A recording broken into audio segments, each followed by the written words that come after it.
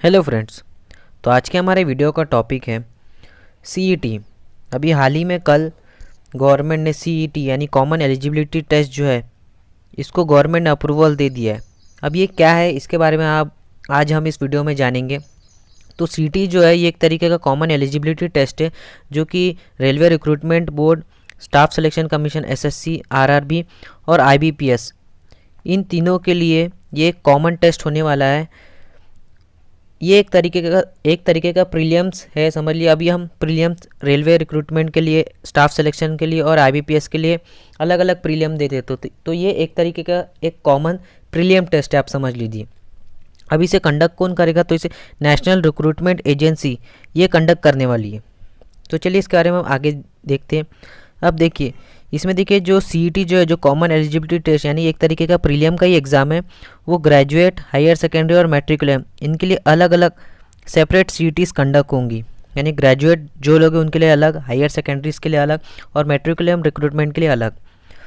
For non technical post CET shall replace the tyre 1 exam held by SSC, railway recruitment board and institute of banking personal selection. देखिए मैंने जो बताया था, यानी कि जो सीईटी है वो एक तरीके का हमारा प्रीलिम्स का ही एग्ज़ाम है जो हम पहले सेपरेटली अलग अलग, मतलब रेलवे के लिए, आईबीपीएस के लिए, एसएससी के लिए अलग अलग देते थे, तो अब वो कॉमन हो चुका है। CET to shortlist candidate for group B and group C post in central government. उसके बाद देखिए initially the NRA to conduct CET twice. अभी इस फिलहाल जानकारी के हिसाब से सीईटी एक साल में 2 बार ली जाएंगी। अभी ये सिर्फ अभी फ़िलहाल का आइडिया, इसमें चेंजेस भी हो सकते हैं। Registration of applicants, generation of roll number, admit cards, display of marks, merit list etcetera will be done online होगा। Bulk of the candidate will be screened out during CET.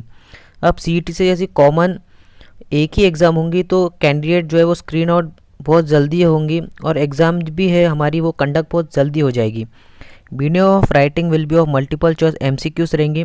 Number of candidate appear in the specialised exam will get reduced to nearly 5% of the total number of candidate. अभी फ़िलहाल जानकारी के हिसाब से 5% total candidate number की कमी हो जाएगी। उसके बाद देखते हैं standard curriculum and degree of difficulty to be conducted in multiple Indian language, अलग अलग लैंग्वेज में की जाएगी। Based on CET score final selection to be made through separate specialisation tier 2 tier 3 examination conducted respective recruitment agency. अब देखिए ये point बहुत important है। जो सीईटी है ये सिर्फ जो फेज़ 1 है, यानी एक तरीके से समझ लिया आप प्रीलियम है, वही कंडक्ट करेंगे।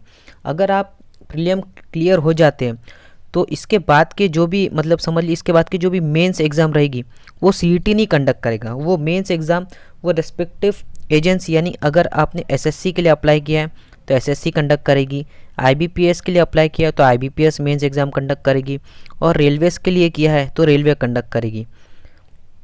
मतलब सिर्फ जो प्रीलिम्स एग्ज़ाम, जो फर्स्ट स्टेज ऑफ एग्ज़ाम है, वही सिर्फ सीईटी कंडक्ट करेगी। उसके बाद सीईटी का एसएससी जो मेंस एग्ज़ाम होंगे उसमें वो कंडक्ट एसएससी करेंगे, आईबीपीएस वाले करेंगे और आरआरबी वाले करेंगे। तो इसमें सीईटी का कोई रोल नहीं रहेगा, सीईटी इसमें इंटरफेयर नहीं करेगी जो भी स्टेज 2 रहेगी उसमें। तो ये बहुत ही इंपॉर्टेंट पॉइंट है। उसके बाद चलिए देखिए no restriction of number of attempts. अब देखिए नंबर ऑफ अटैम्प्ट्स में कोई रिस्ट्रिक्शन नहीं है सीईटी में, आप कितनी बार अटैम्प्ट ले सकते हैं। और रिलैक्सेशन अपर एज, अभी जो रिलैक्सेशन चल रहा है अपर एज लिमिट वो एज इट इज़ वैसी रहेगा, उसमें कोई छेड़छाड़ नहीं किया गया है। उसके बाद देखिए इससे क्या फ़ायदा होगा, तो इस reduces the time taken selection process जल्दी होगी, क्योंकि एक ही एग्ज़ाम है उसी से आप आईबीपीएस और एसएससी और आरआरबी के फर्स्ट स्टेज हो जाएंगे तो सेकंड स्टेज बहुत जल्दी हो जाएंगे। उससे क्या होगा कि जो सिलेक्शन प्रोसेस बहुत फास्ट हो जाएगी। Mitigation hardship for candidate for appearing in multiple exam multiple agencies with similar eligibility conditions. CET to be conducted at over 1000 centres, every district will have at least 1 exam, हर district में कम से कम एक exam centre तो रहेगा ही। और better access in rural under privilege candidate and women. अब देखिए इसमें एक आपको कन्फ्यूज़न आ रहा होगा कि सीईटी जो है वो, इसका जो स्कोर कार्ड है, मतलब सीईटी आप जैसे दिए और आप क्लियर हो गए तो उसका जो स्कोर कार्ड है सीईटी का वो 3 साल के लिए वैलिड रहेगा। यानी वैलिड कितने साल के रहेगा? सीईटी का जो स्कोर कार्ड है, सीईटी का जो स्कोर कार्ड है वो हमारा वैलिड रहेगा 3 साल के लिए। 3 साल के लिए वो वैलिड रहेगा। मतलब 3 साल के लिए आप अगर क्लियर होते हो तो प्रीलिम्स आपको देने की ज़रूरत नहीं है, आप डायरेक्ट मेंस एग्ज़ाम में यही स्कोर कार्ड के बलबूते पे आप मेंस एग्ज़ाम में बैठ सकते हैं।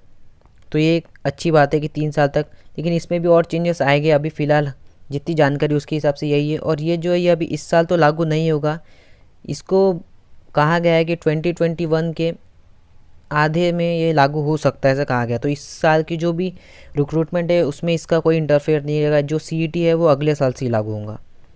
तो ये था आज का हमारा वीडियो। अगर वीडियो पसंद आए तो प्लीज़ लाइक कीजिए, शेयर कीजिए और सब्सक्राइब कीजिए क्रैक एग्जाम्स चैनल को। Till then take care.